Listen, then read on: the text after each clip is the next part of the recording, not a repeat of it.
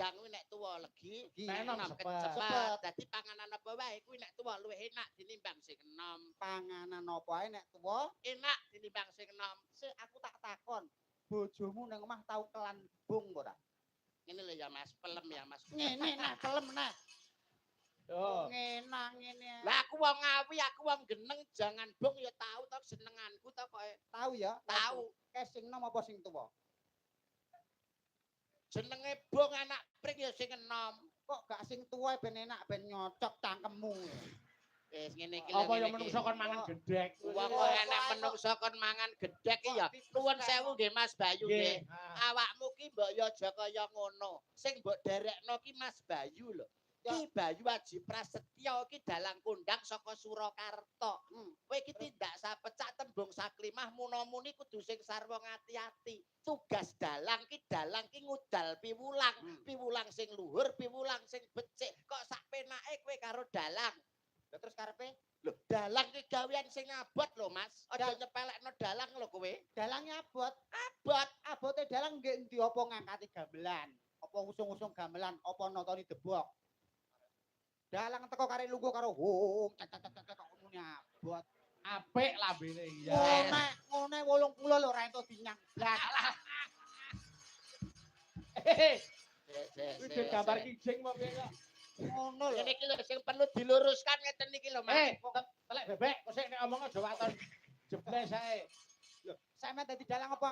Lho genah abot to ya. Mripate melek tangane nyolahke wayang sikile jejake keprak. Lah ya gone apa turu? Wong ya melek teko esuk.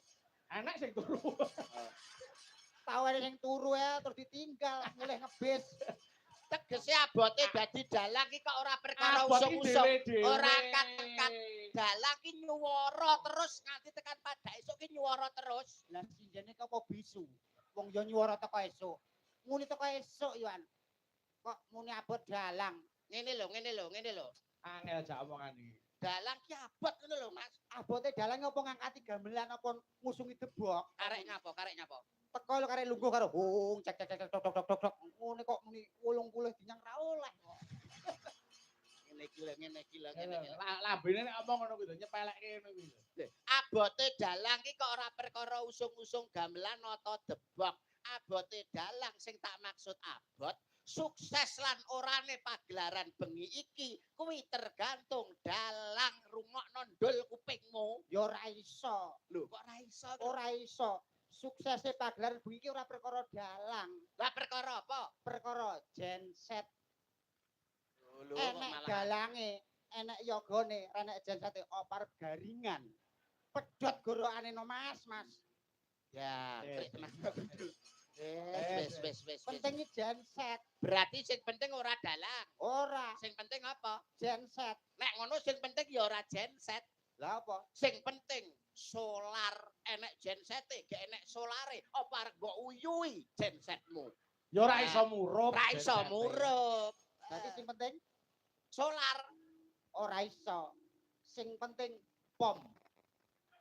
Enek solare, ora enek pome, lehmu arep tuku nang ndi? Nggone bakul brambang.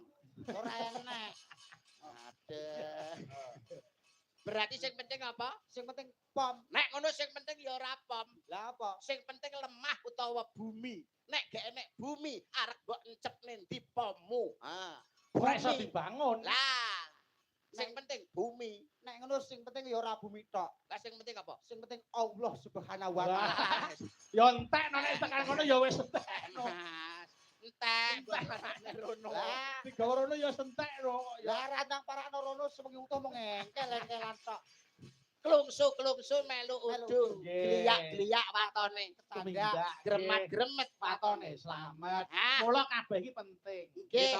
nggih. Kaya dene wong sak anu awak sak kujur iki. Nggih. Meripat duwe kewajiban dhewe, irung duwe kewajiban dhewe, lambe, tangan, sikil duwe kewajiban dhewe-dhewe. Leres. Dalang yoga sinden pelawak niku wis ana nggone dhewe-dhewe, ora perlu dibanding-bandingke gitu. Betul. Duweni tanggung jawab sing abot kabeh. Kaya dene Mas Yuda. Nggih, Ya. nggih.